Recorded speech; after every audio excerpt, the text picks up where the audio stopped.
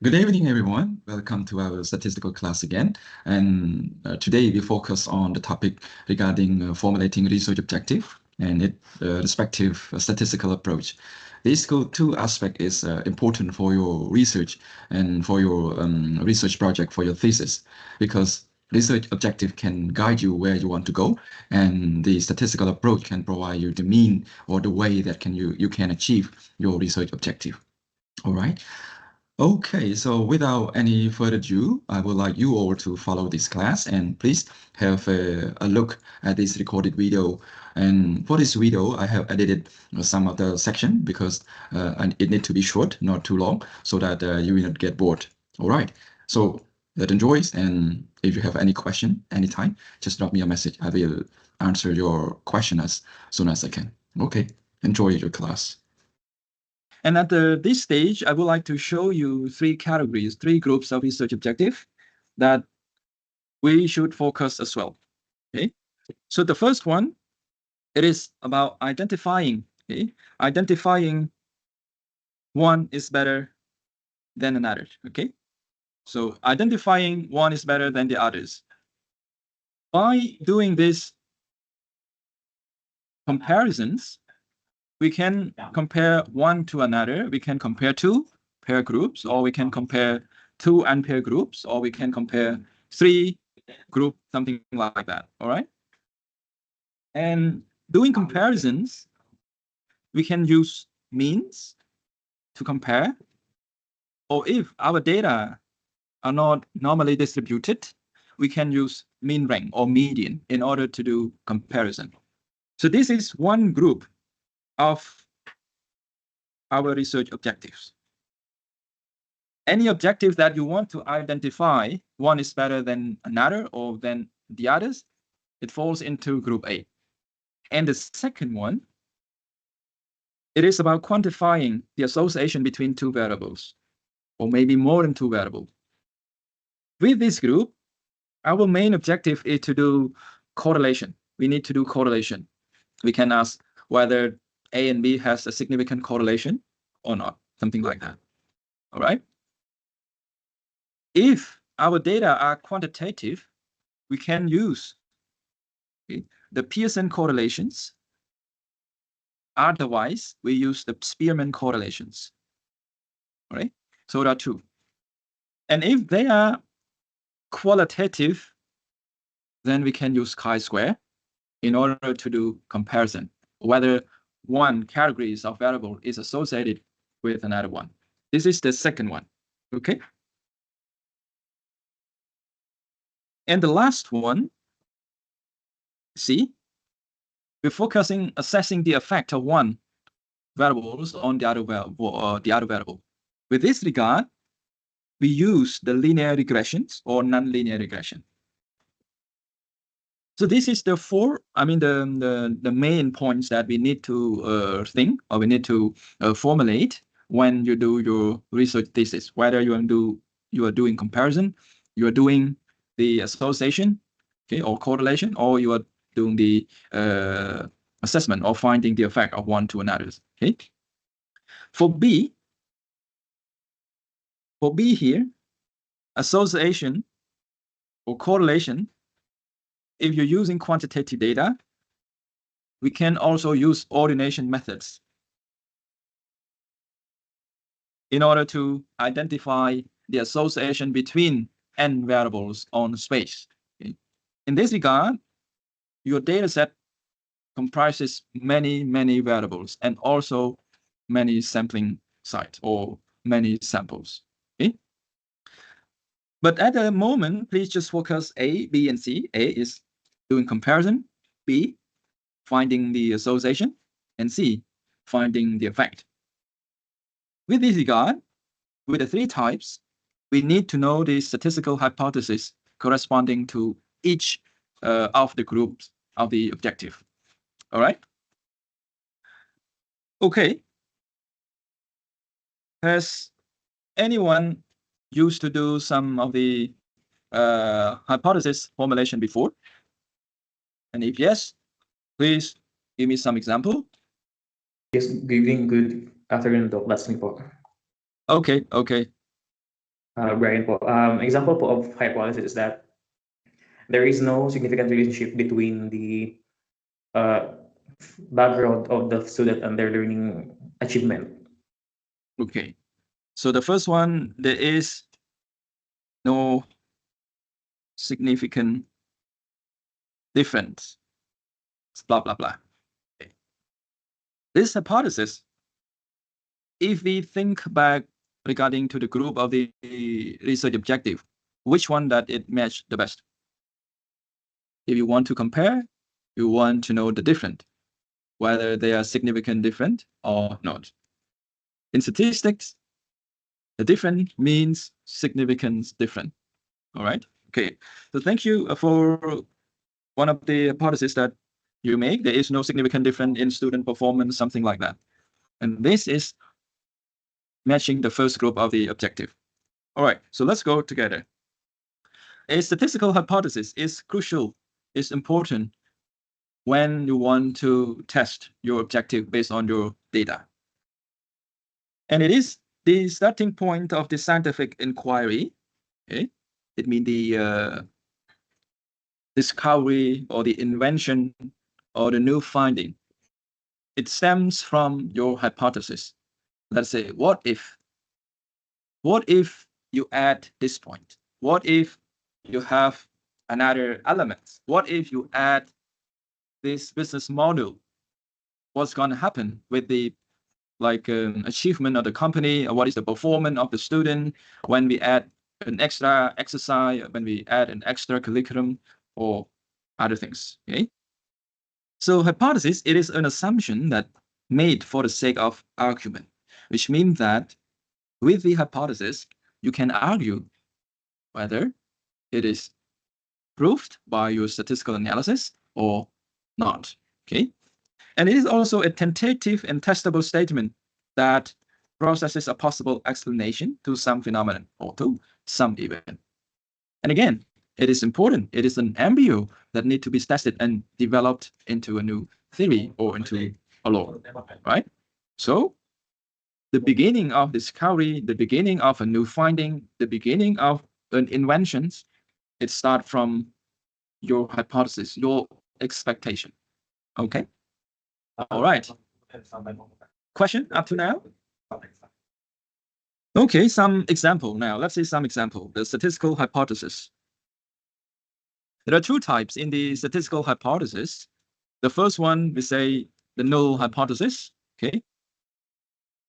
If you're doing comparison, the null hypothesis is said to be no different. Okay. For group A, comparisons, right? Okay. And a null hypothesis for association, it is no correlations. Okay. So this is group B. Okay. And no effect. It is group C. Right? Group C. All right. So some example that we have the statistical hypothesis. Okay. For the first one is null hypothesis, and the opposite, it is called alternative hypothesis. If you're doing comparison, you can say there is a significant difference. Okay. For doing correlation or association, we say there is a correlation. And if you're doing the effect, the alternative hypothesis is there is an effect. Okay. So an example in agricultural science, H0, salt here, okay, in the soil has no effect on plant growth. This is null. Okay, not or no effect. So simply no effect. Okay, and H1, the alternative hypothesis, say yes, there is an effect. Okay, all right. And another one that we can also use regarding like the business or like banking here, staff A earn more money than staff B. I mean staff in bank B. Okay, working hours affect working performance. So here A different from B, and here working hours affect performance. All right. So this is the hypothesis. Okay.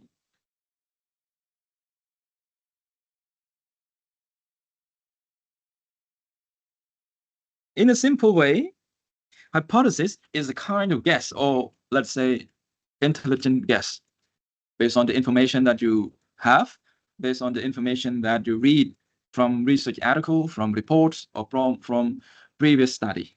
Okay. Although some of the experimental conclusion may match the predicted result, okay, we should not guess without a proper testing analysis. Okay. Whether it is a wild guess, okay, or it is an intellectual guess, or whether you have a very good proof, okay, it is a must that we do the testing using appropriate statistical test. Okay.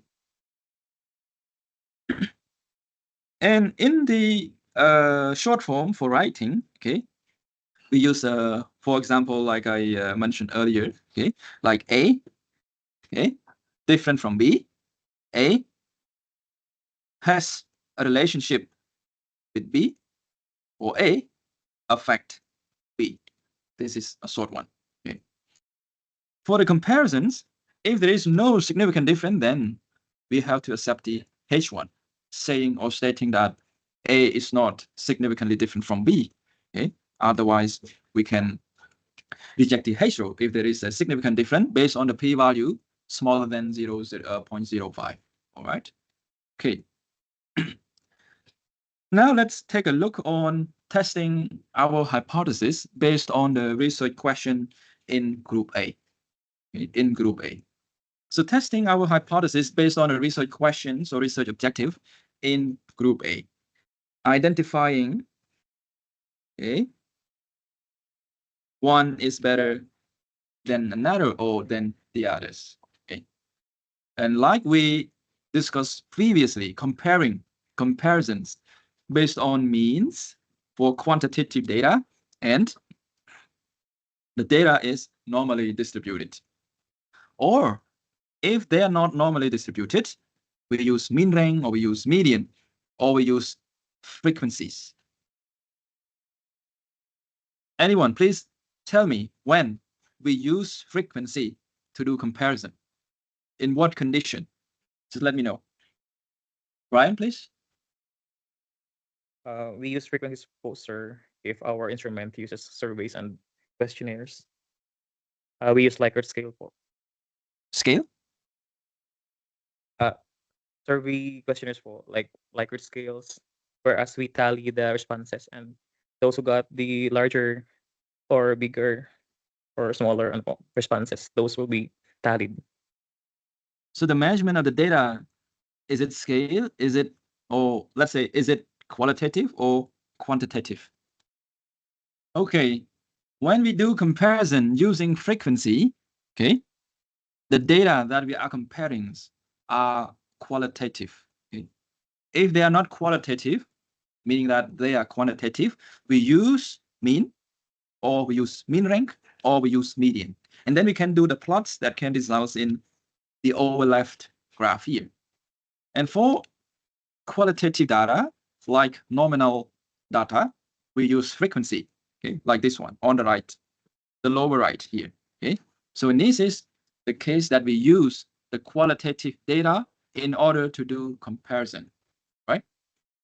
Okay, so this group, it is identifying one is better than another, that we compare based on mean rank, median, or based on frequency. There are a group of tests that can be used in comparisons, but we now keep it for a while, and during our practice, we will show on. For B, it is quantifying the association between variables, whether there is a relationship between A and B or between C and D. Okay, it is in Group B, quantifying association between variable. Okay, we use to correlate two or more variable. The association can be linear, okay, or can be nonlinear. They can be negative correlation. They can be positive correlation. Okay. The meaning here, it is paramount important for you to understand, because it leads you to an understanding about the effect. It could be a negative effect and a positive effect. Okay. So correlation can be positive, okay, can be negative. Can some of you tell me the case of two variables has a negative correlation? In this case, what does it mean? Yeah, Brian, please. Negative correlation, sir. If a variable, if one variable increases, the other one decreases po. Okay, in the case of linear correlation on the left graph on your screen, can you tell which line are negative correlation? I will number it. Okay, so 1, 2, 3, 4. Which one undergoes a negative correlation? Number 1, sir. Number 1, sir. Okay, that's great. Okay, meaning that if one variables increase 1 unit, the other variable is decreasing 1 or relatively 1 unit or another unit. Okay, so one increase, another one decrease, right? So that is negative correlation. And positive correlation, the opposite. The two variables. Number 3. Okay, that's great. This is positive. Okay, this is negative, right? Negative correlation. Okay, good. And the other one is called assessing the effect, that we use simple linear regression or multiple linear regression. Simple linear regression here, meaning that you're assessing, okay, one dependent variable according to one independent variables. The dependent variable is y, and the independent variable is x. Okay, and the effect of x on y from one to another sample has something like an estimated error. They are not constantly affected at the same level. So one variable has a degree of an effect, another one has another degree, and so on. So the variations of this effect lead to an errors. Okay. In a simple form, we can say like y equal ax plus b, or somehow plus the errors. But in practice, not in theory, we omit these errors. Okay. We just focus on this one. Okay. When you understand the x, okay, you can also predict y. In case you have already data to do the analysis, and then you want to know what if I have this number of x, then what would be the y? Okay, the dependent variable. What is the value, right? And on the lower right,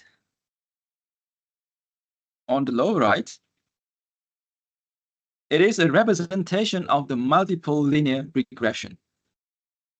Anyone, please explain the lower graph, lower representation for me. So it is the multiple LM. This one is simple LM. Okay. So here, can someone explain to the class? Yeah, Donna, please. Hi, sir. We are sharing. Asis and Donna are sharing screen right now. And multiple linear regression happens when we want to estimate the relationship between two or more independent variables and one dependent variable rather. Okay, thank you. So just a bit of correction. Okay, so we want to investigate or to estimate the degree that more than one independent variables has the effect.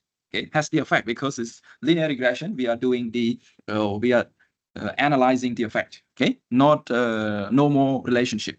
If it is just relationship, we use the correlation. Okay. All right. So multiple linear regression happens when we want to estimate, to quantify the effect of more than one independent variables on just only one dependent variable. An example that we can think of in our daily life, it is like the working performance. Working performance, you're working good, you're working not good, you're reaching your goal, you're reaching your like the year-end goal, it highly depends on more than one variable, right? Okay, it depends on your health. Okay, if your health is not good, so how good for you to do your work? It's not. It depends on the benefits. It depends on the working environment. It depends on somehow the incentive, right? So there's no just only one affecting variables. It is more than one. Another example in the let's say agricultural science, okay, or in education, student performance. The student performance is at the end of the year receive grade A, grade B, grade C, for instance. Okay, so student performance can be affected by what? What factors? Attendance, Attendance, of course. What else? What? exam result, Yeah. Home-related Exams. factors. What is it? Home-related factors. Correlated factors. Can you identify? Or Can you say that again, please? social-economic factors, sir. Yeah, socioeconomic factors. What else? The rest. IQ level, Related IQ, of current course. Yeah. Altogether, it means that there are more than one factors. Factor here mean variables. There are more than one variable that affect student performance. Okay, so in this case, if you are quantifying the degree of many independent variables on one dependent variables, in this case, dependent is the student performance. So we can use the multiple linear regressions. Okay. Now let's look into details how we can test our statistical hypothesis. Okay. I believe you still remember this graph. Okay. Quantitative data. Okay. Quantitative data, like for instance, age. Okay. Salary. What else? What else?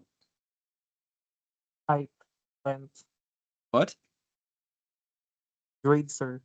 Grade. Not letter grade. Okay. Point grade. Okay, what else?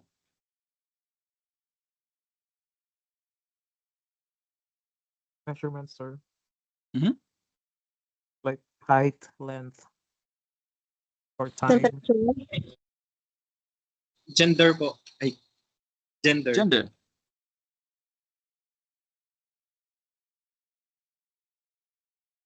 Okay. What else?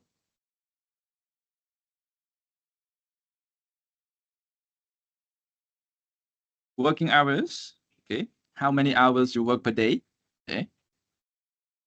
Distance, What- sir. Again, please. All right. I think that's enough. Age. distance. Distance. Yeah, of course. Okay. Distance. weight, Weight. Yes. Weight in gram or kilogram. All right. And height in meters. So if you are assessing the growth of plants, it is about height and weight, something like that. For gender here, is it quantitative? No, sir. So if no, No. what should it be? Qualitative, sir. Right, it is Qualitative. qualitative. Okay, yeah, and that is nominal. All right. Okay. So if your data, okay, if your data is quantitative, let's say they all scale, right? Then when you want to test your hypothesis, you need to know the distribution of the data.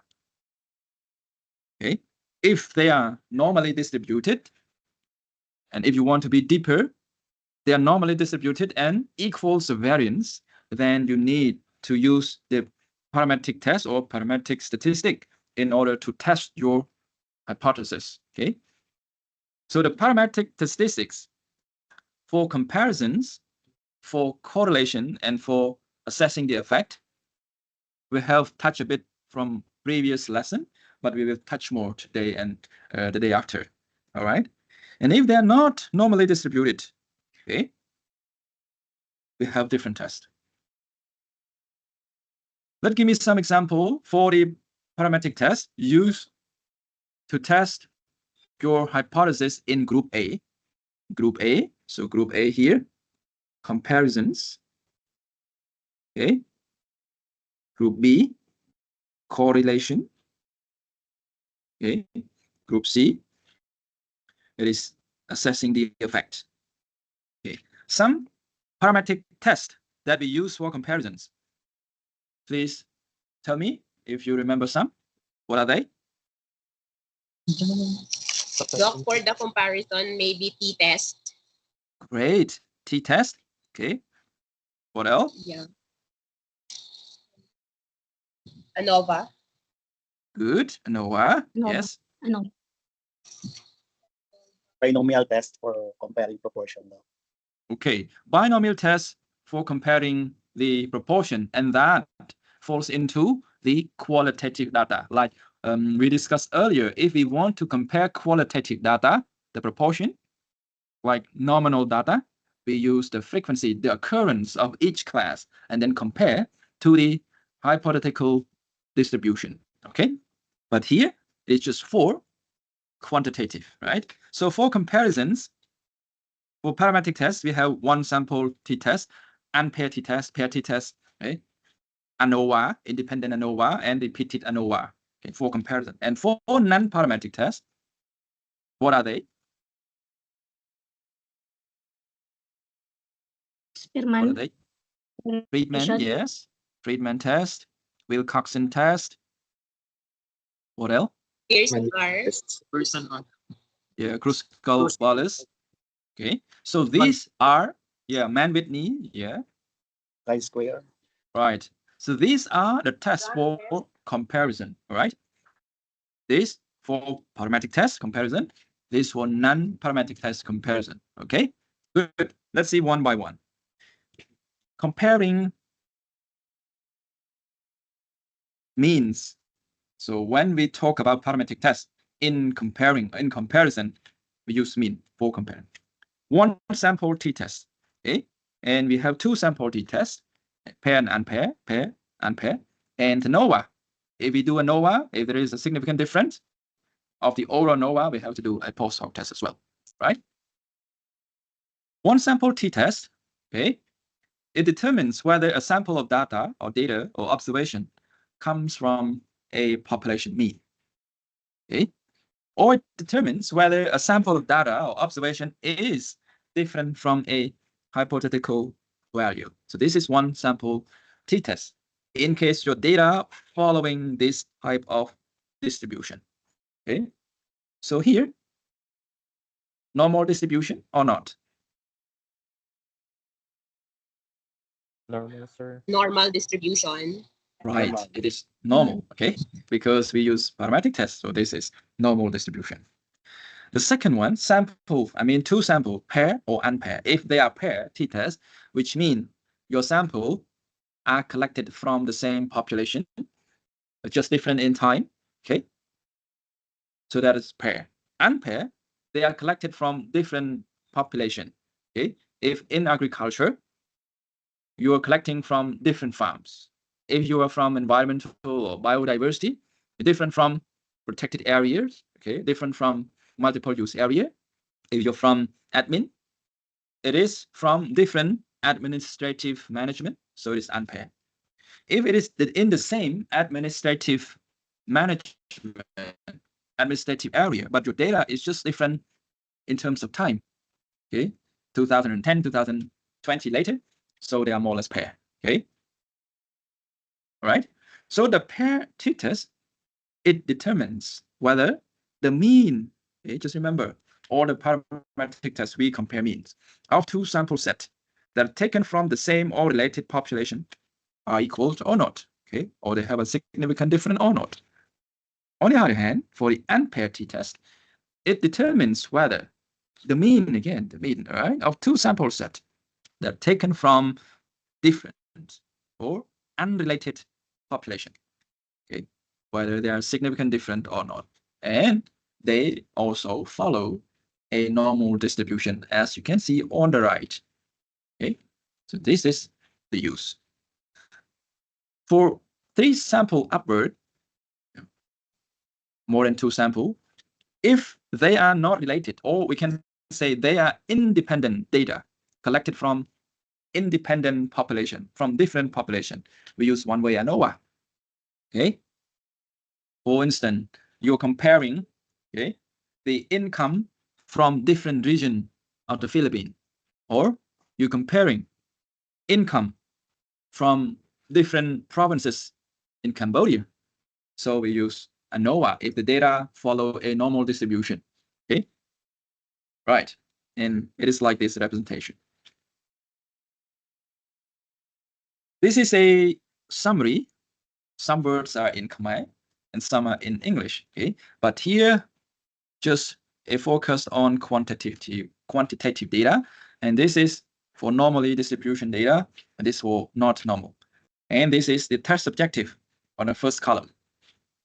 So if your test objective or your hypothesis is to test one data set of a variable to a hypothetical value, you use one sample t-test if they are normally distributed. Otherwise, you use Wilcoxon. Okay, so you need to make it clear your quantitative data is normally distributed or not. If they're normally distributed, use these tests corresponding to the match test objective. If they are not, if they are not normally distributed, use the far right. Use Wilcoxon, Mann-Whitney, Wilcoxon again, Kruskal-Wallis, and Friedman. All right. Okay. Up to now, any question? Okay, I got a thumb up. Okay, good. All right. Now let's move to the non-parametric test. Okay. So the first one, if you want to compare one set of data from one variable to a hypothetical value, okay, but the data is not a normal distribution, we use one sample Wilcoxon here. Okay, that corresponds to this test objective. Okay, if they are unmatched group, we use Mann-Whitney to this one.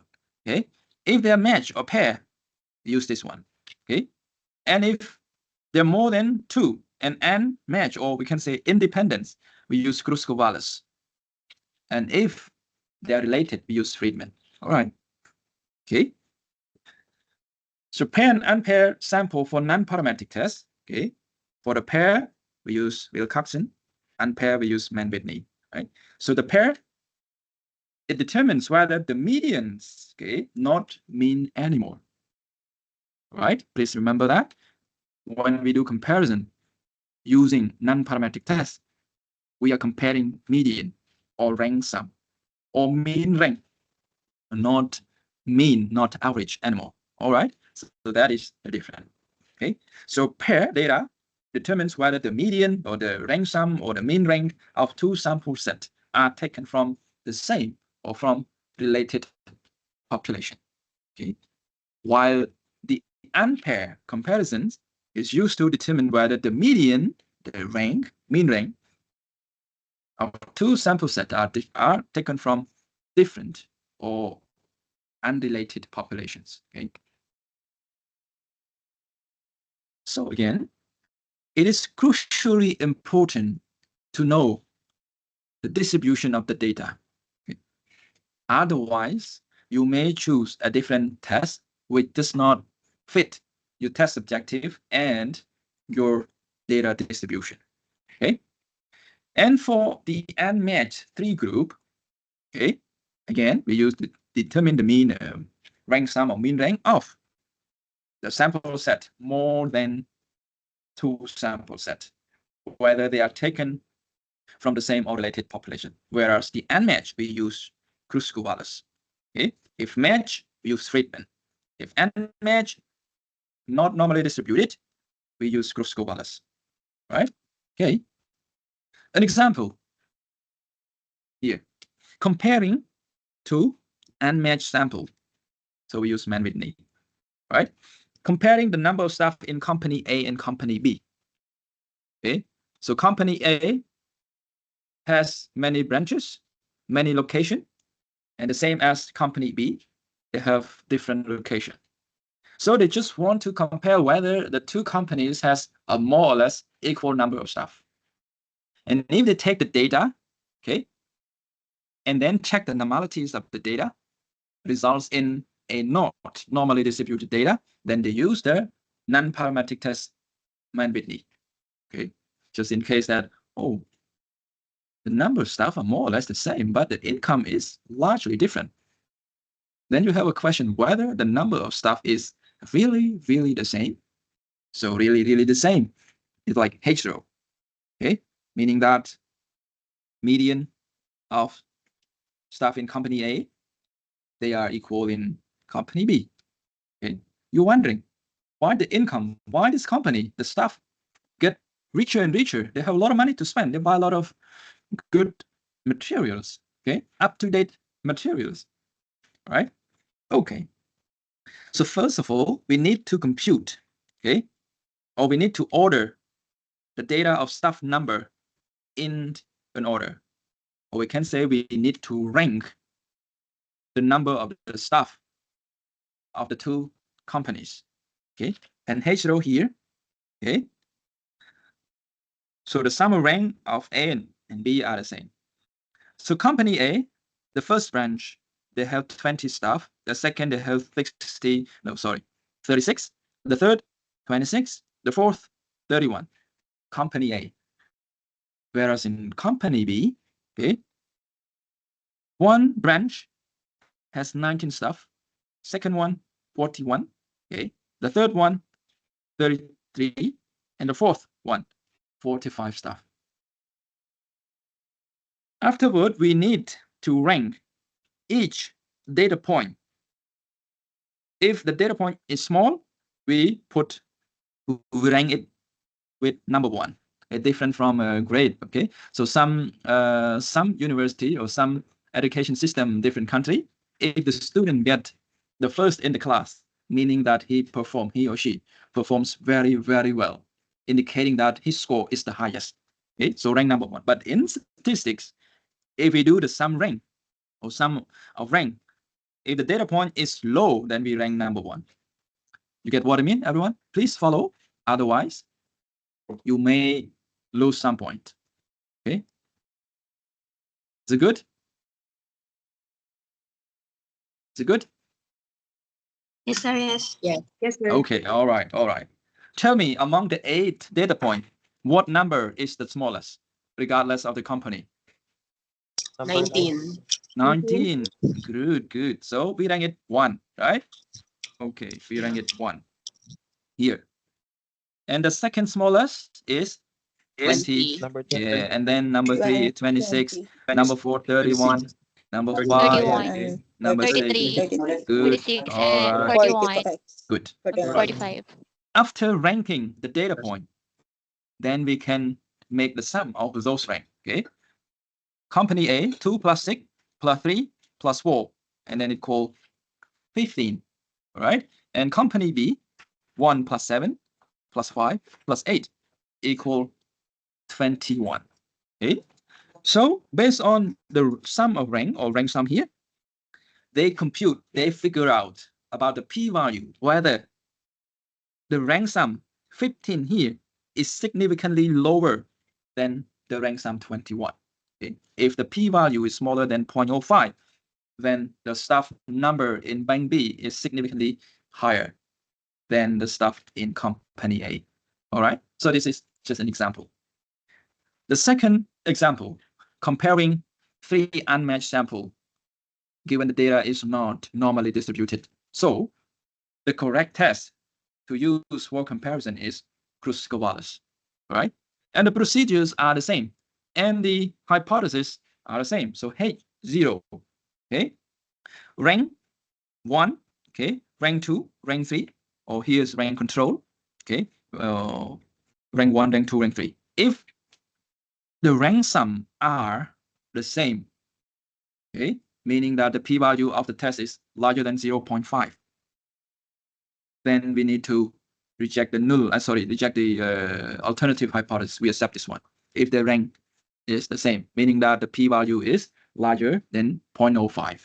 If the p-value is less than 0.05, then we reject as H0.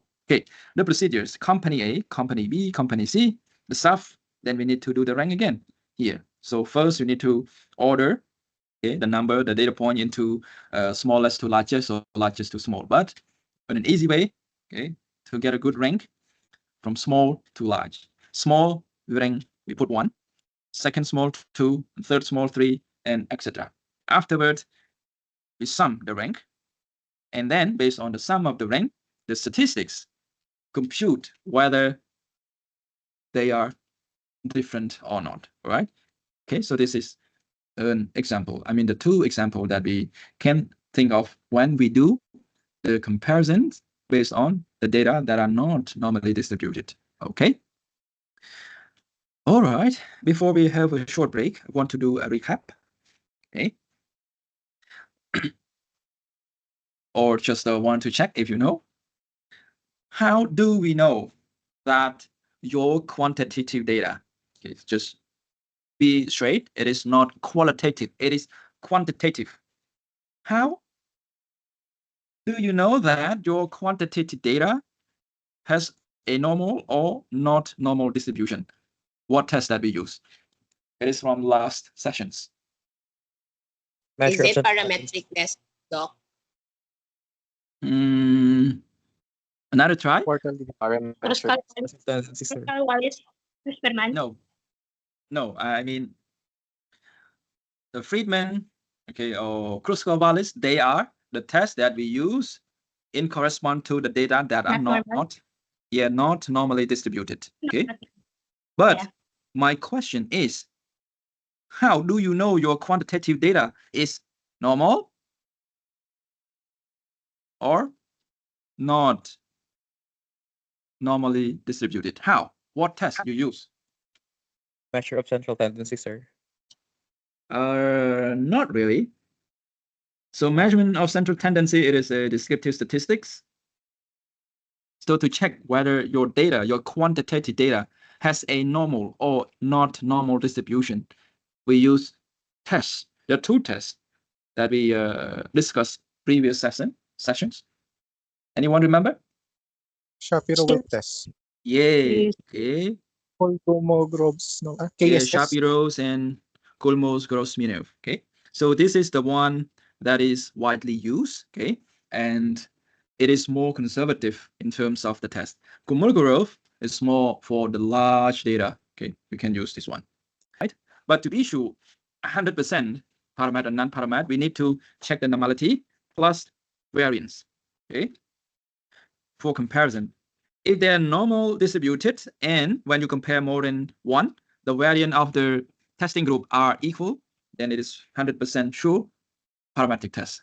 But for now, just focus on normality check. Okay, if they're normal, go straight to this one. Okay, if they are normal, we keep checking the variant, equal variant or not discussed at this stage. Okay, all right.